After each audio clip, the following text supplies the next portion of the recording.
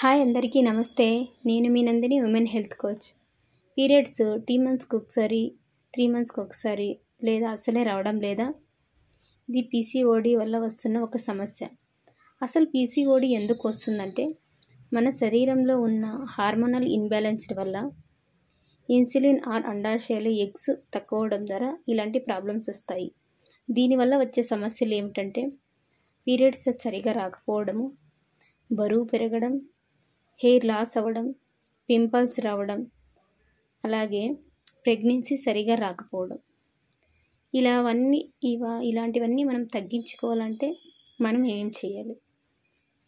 Natural foods తీసుకుంటూ nuts, fruits, lemon juice, వేడి water, అలాగే జీరా వాటరు డైలీ తీసుకుంటూ 2 or 3 లీటర్స్ వాటర్ తీసుకుని యోగా చేయడం ద్వారా, వాకింగ్ చేయడం ద్వారా ఈ చిన్న చిన్న మార్పుల వల్ల మనం పీసీఓడి చాలా ఈజీగా తగ్గించుకోవచ్చు.